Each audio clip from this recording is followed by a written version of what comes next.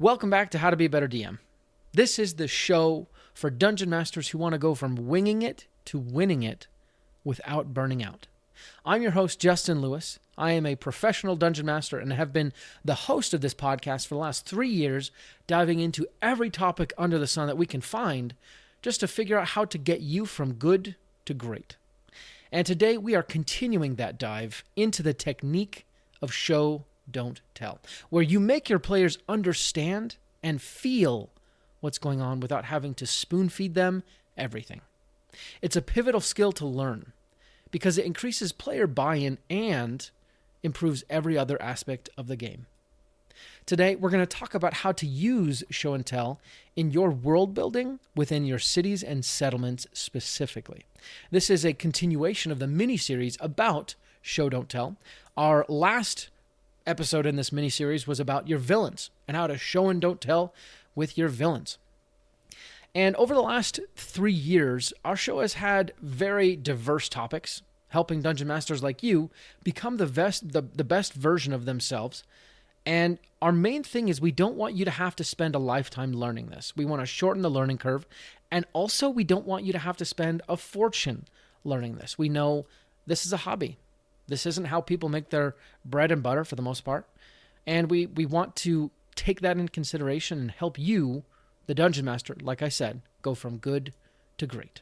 At the end of today's episode, we are going to talk about a secret with show and don't tell that nobody tells you. Stay tuned. Show, don't tell transforms your sessions. You can take players to new worlds and let them really feel like they're there. And as I said, in this episode, we're going to talk about show, don't tell with your cities and settlements. And first, let's talk about why you need to do this, then how to do this with your cities and settlements, as well as some examples of how to do this and how it's done well.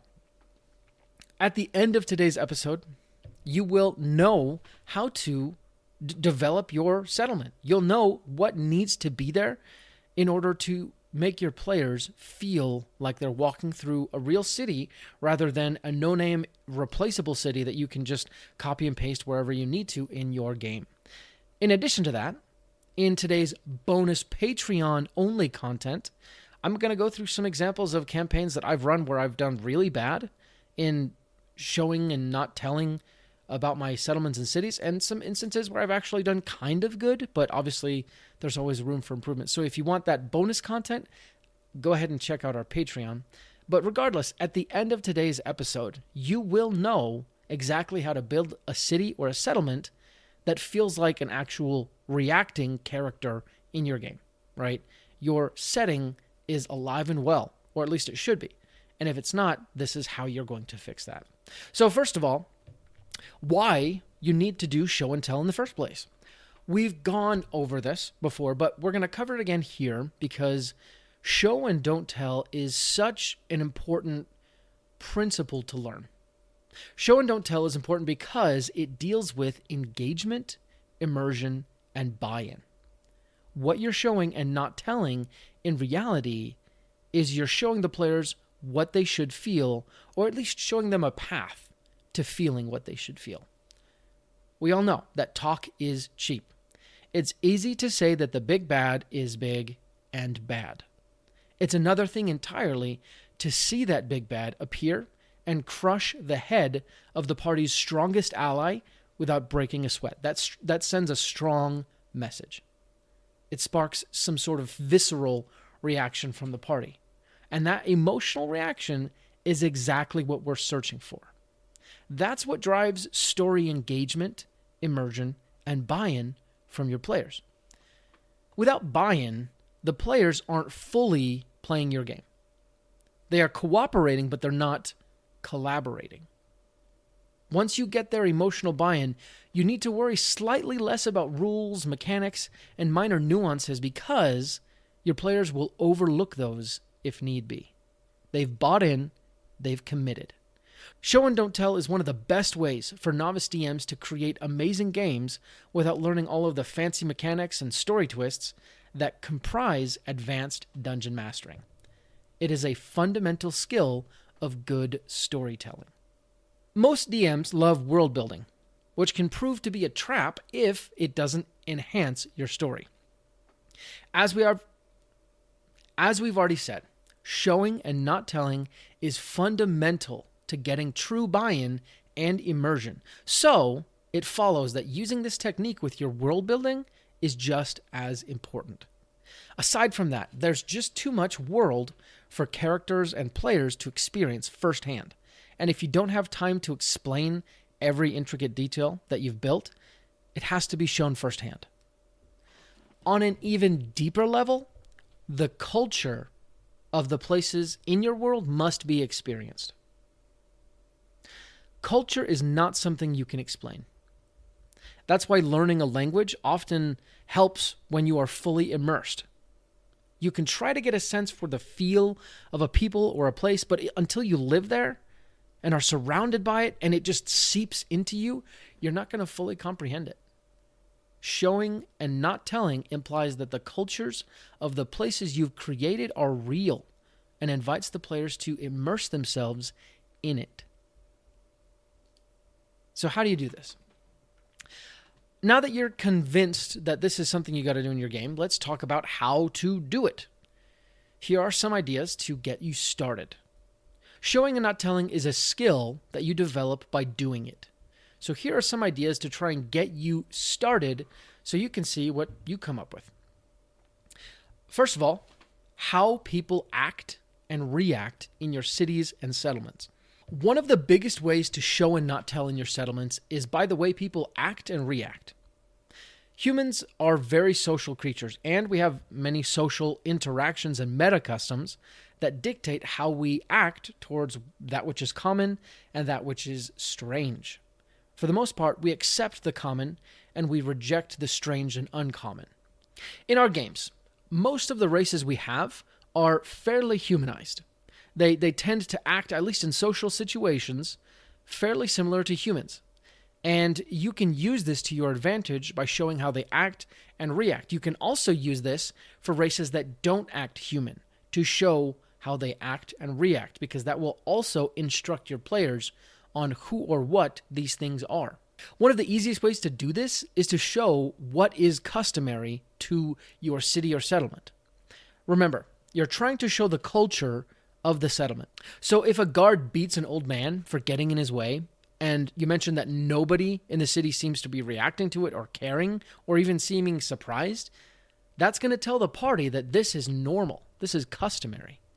Or even having it rain nonstop, but the city continues anyways. Life is normal, right? That's going to tell the party that here, the rain just doesn't stop all the time, right? And it's more effective just to go and do your business. In fact, Seattle is a great example. Seattle, it rains a lot, but people still go about their business. They adapt to certain ways, right? My wife is from Seattle, in part, and when she moved here, she kind of balked at the idea that I didn't have an umbrella because I live in Utah. And it rains in Utah from time to time. I mean, I feel like more lately, but in Utah, you don't need an umbrella because it's so dry. It's so dry that once it stops raining, you will dry up. When setting any scene, it's imperative that you tap into the 5 senses. When it comes to sound, one of the best ways to do that is with music, ambience, and sound effects. And that's why we've teamed up with Monument Studios. Monument Studios provides easy-to-use soundboards perfect for dungeon mastering in any setting. If you want to see this in action, go to fantasy-plus.com and get 10% off of your first month when you get their Fantasy Plus app by using the code BETTERDM at checkout. Again, that's fantasy-plus.com and BETTERDM at checkout. Use music to amplify your gameplay.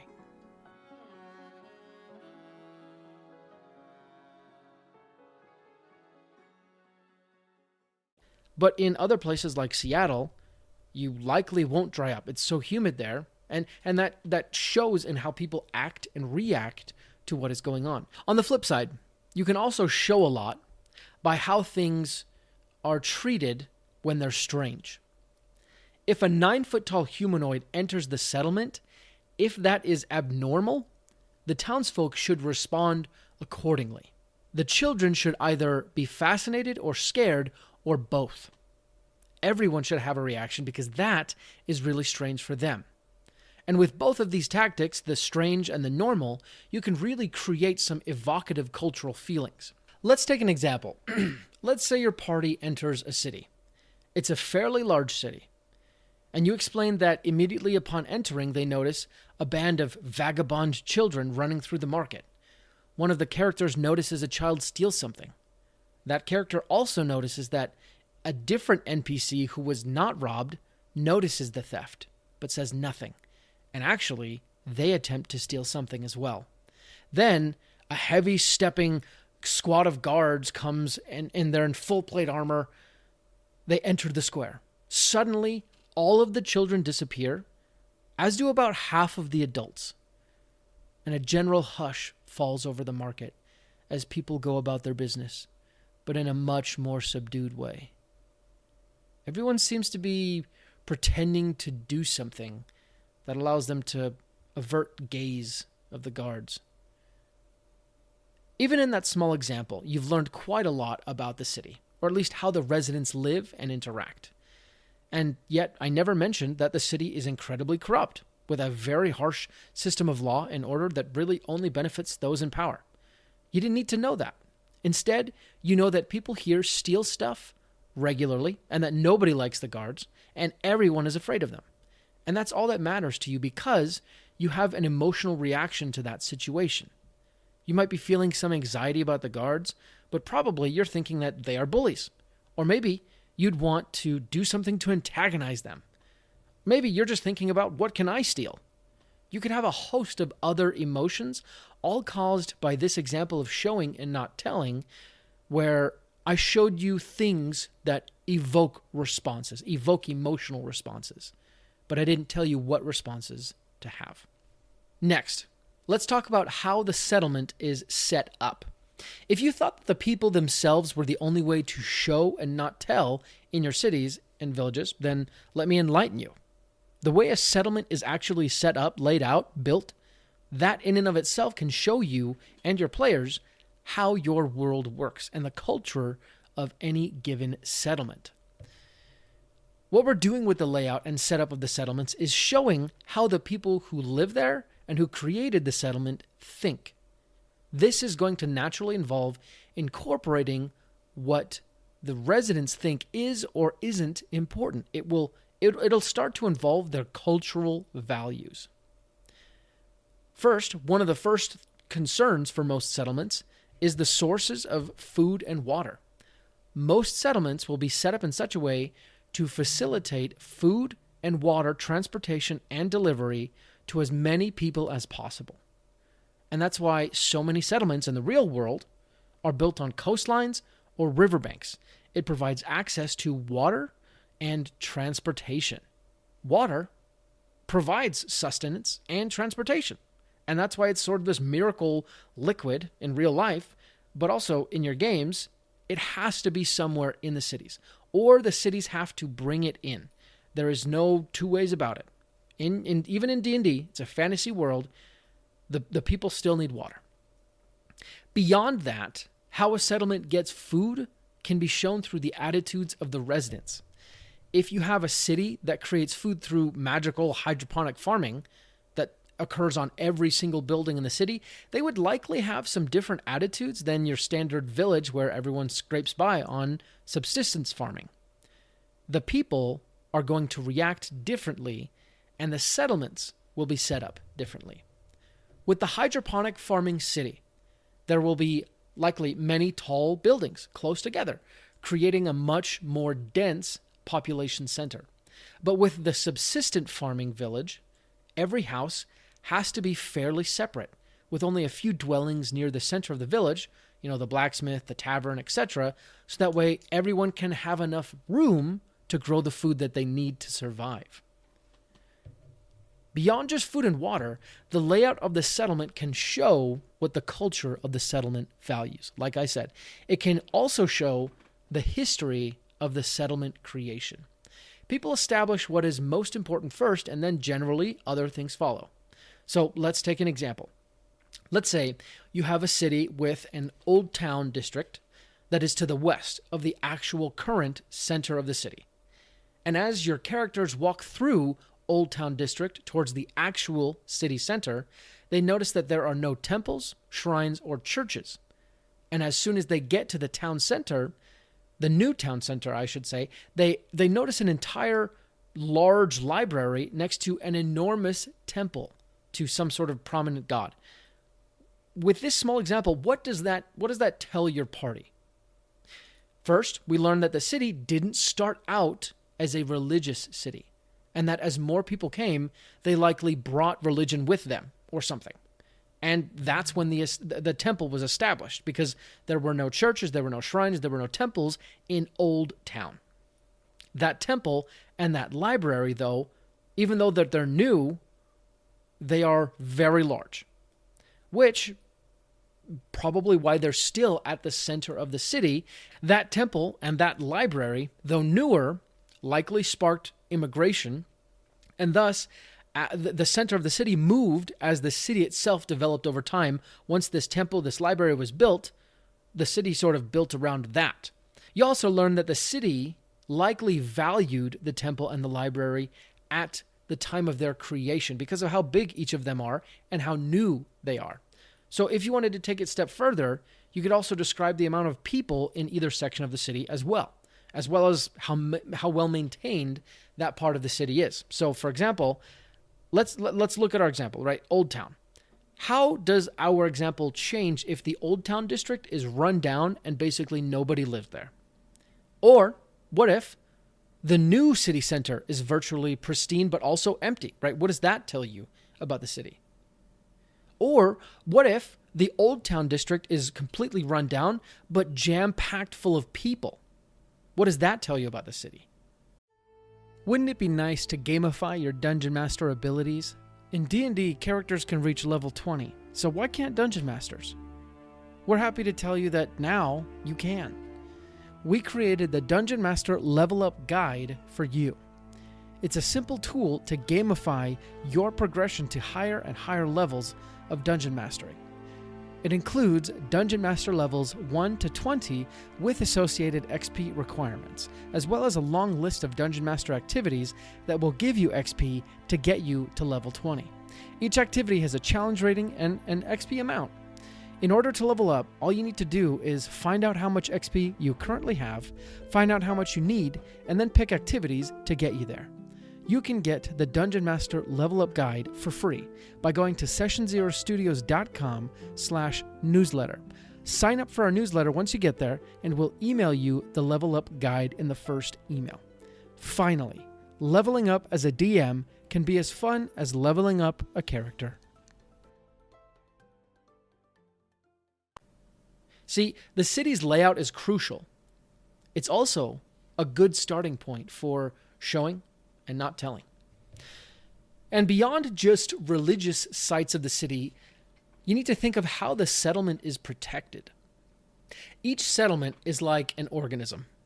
They're going to have their intake and output functions. They're going to have their thinking centers and processing centers, but they'll also have the capacity to defend themselves.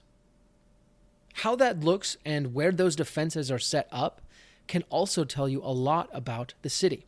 Let's take Waterdeep, for example. Waterdeep is a classic city from D&D mythos, I guess you could say, from the world of Faerun, Forgotten Realms, on the Sword Coast. And it's a long city, spread out more north to south rather than east to west. And when you look at it, the reason why it develops this way, or it was developed this way, becomes clear. You can see on the east portion of the city, almost as a natural barrier to expansion, there is a cliff, right? Waterdeep sits on top of a cliff, as far as I could read the map. That cliff provides a natural defense against intruders coming in from the east. And that's why there are only two city gates, on the north and on the southeast, 2 points where the land rises to kind of in a natural rise rather than a cliff. I don't know what the word for that is. You can also add to that the fact that the city, or at least the landscape, has a natural bay to the southern edge of Waterdeep. This bay has also been improved with some some defenses. You can see there's an island in the bay that has, kind of towers and things like that. And because of the cliff and the bay, the city has developed the way it has. It likely started close to the bay and then expanded northward so that way it could take advantage of the cliff. Or it started around the cliff and expanded towards the bay. Either way, the effect is the same. The city is set up as it is because of natural geography, but also because of defenses that were created to take advantage of those natural geography pieces. Why is this important? Well, because your party would be aware of these facts if they were trying to get into the city. They'd know that if they wanted to sneak in, for some reason, they would really only have 3 options. They could enter the city by the bay, they could go in through either of the gates, or they could climb a wall, a cliff, or a mountainside. The layout and the defenses tells you why things are the way they are. And again, that points to the culture, that points to the development and the values. Next, let's talk about laws and how they are enforced. As I mentioned, your setting is a character in your world. It lives, it breathes, and it interacts with the other characters, your characters. Your settlements are no different. Going back to my organism analogy, your characters are cells within the larger organism that is the settlement. And that organism will also have antibodies. I'm talking about law enforcement again. Whenever players enter a settlement, they're naturally going to want to know who's in charge and what happens if I break the rules. I say you can go about this 2 ways. They can talk to people and do some RP, which is a very good way to go, or you can show them. And generally, in my experience, doing both is the best approach. So let's take an example. I love examples. The first example comes from our actual play show, The Pact and Boon. May you rest in peace. Our characters landed in a town, a village, I guess you could call it, called Crestor. And the town is basically set up on a cliffside, right? It is a very steep town, and it has a dock. And we landed on the dock, and everything seemed fine. Then, the second we stepped off the dock onto the land, alarms started sounding, and we were met by the law. Namely, Sheriff Don Talaab, who is quite the character. With him, we made a deal to become deputies of him in Crestor, which we had to do in order to cover an enormous trespassing debt, which, whether it was legal or not in the region, we actually still don't know. But he was the local law. We couldn't do anything about it. He also had violence and force on his side. So we were forced to kind of abide his law. And we made a deal, which ended up costing our group very dearly. It ended up, well, I won't spoil it for you. This example shows that our party was wrong with the law before we fully understood it. But that didn't matter. It didn't matter if we understood the law or not. That was an excellent way to show and not tell our current situation and the rules of Crestor. Next, let's talk about the problems of a given settlement. Showing the settlement's layout and law enforcement is important, but not as important as showing what the most pressing problems a given settlement has. Honestly, this can maybe be one of the most rich ways to connect your plot to your settlement. In The Lord of the Rings, the Two Towers, in Helm's Deep, we know that an army of orcs are coming to finish off this bastion of humanity. But more importantly, we can see it on the faces of women and children in the keep. You don't have to guess what's going on. You don't have to wonder about what everyone's thinking about. Instead, you know exactly what they're thinking about because the worry is written plainly on their faces. Let's take another example. In Brandon Sanderson's Stormlight series, the buildings are all built with one side being particularly strong.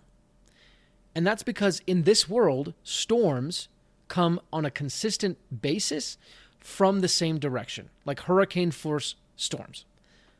The architecture points to this consistent problem that everyone in the world faces in varying degrees. And you can hint at the same problems your settlements face with how they're set up and how the people act. Most of the time, the problems you hint at or highlight are going to be major plot points. I'll tell you one in just a second. But if you play it right, you can use your settlements as guideposts on, hey, this is what's going on. These are the problems our citizens are facing. And then that lets your party decide, do we want to deal with this problem? Is this a problem we can deal with? How should I react to that? See, here's one secret that people don't often tell you with show, don't tell. And this isn't even the secret that I'm going to get to in a second. But here's the secret. Show, don't tell is about asking questions, posing questions, or at least insinuating questions to your characters, to your players, that they get to think about and answer for themselves. Right? You answer obvious questions, so they get to think about less obvious questions. Let's think of a great example, right? In Pirates of the Caribbean, number 2, Jack Sparrow has the black spot. And then he shows it to those 2 individuals, I forget their names. One of them is short and bald, and the other one's kind of tall and has the wooden eye. The second they see it, they go, black spot! And they do all these kind of like suspicion-y, superstitious, that's the word, superstitious things to ward it away. That tells you a lot about the culture of pirates. You obviously have good taste. I mean, you listen to How to Be a Better DM, after all. We thank you so much for your support. And if you've ever gotten anything useful from How to Be a Better DM, take a minute and rate us and review us on your podcast listening app of choice. It goes a very long way to helping our show help many more dungeon masters out there who are just like you. If you love our content, help others become better dungeon masters too. That tells you the problems they deal with, right? These are men that are hardened and they do very terrible things, and women, I guess. But they see this black spot and they know it means very bad things. And that tells you the problems that they consider to be worthwhile and that they want to face. The actual secret I wanted to end with today, and this is one no one tells you about show, don't tell, as it pertains to being a dungeon master. And honestly, for writers too. Show, don't tell is pointing out factual, concrete things that people can witness or perceive with their 5 senses, but allowing the person doing the perceiving to do the thinking. Here's the secret. You, as the dungeon master, and I guess this does apply to writers, but as the dungeon master, you are their 5 senses. You are touch, taste, sight, sound, and smell. And that puts a tremendous burden on you. Because obviously, just like human beings in the real world, we can't notice everything. Because not everything is important. So what this means is that you have to use show, don't tell strategically. You can have 2 campaigns, 2 stories run through the same city, and you should show different things to your players. You should show the things that matter to their story. A lot of people, they just say you need to do show, don't tell. But the real crux of it is you have to show the most important things, the things that matter to the story.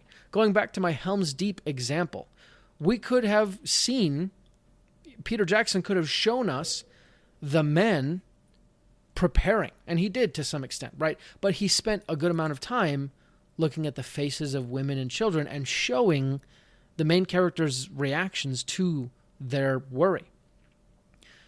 In your world building, you'll likely create cities, settlements, towns, villages that are super interesting. They will have lots of salient points that would interest and pass the time for any individual that cares to hear about it. But not all of those are going to move your story along. So you have to be judicious with what you show, so that way you can create a more telling story. The story has to tell itself through the facts that you display.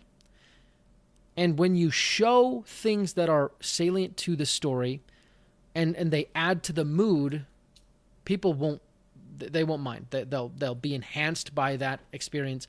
But when you show too much, the story gets off track. And that's really the secret.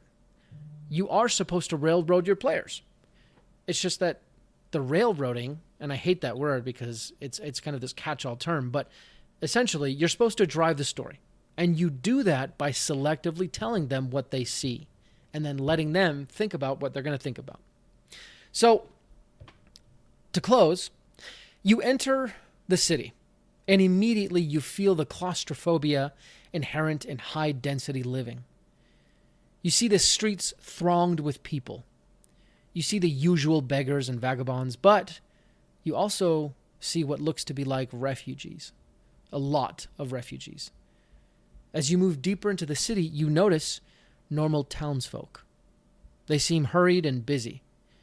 You also notice squads of armored soldiers patrolling through the streets.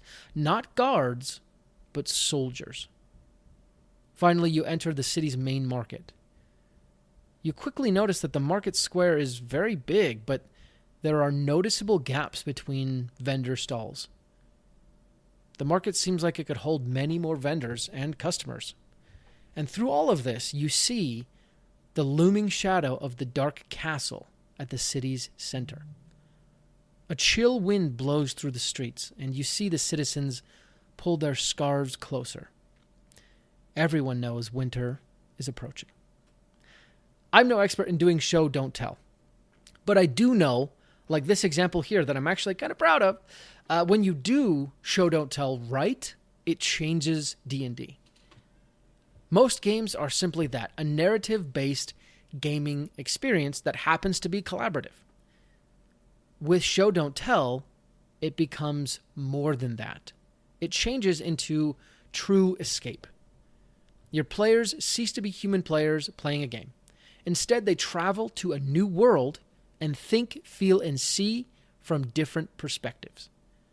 That's why you need to do show, don't tell. There is another level that you can reach simply by showing and not telling.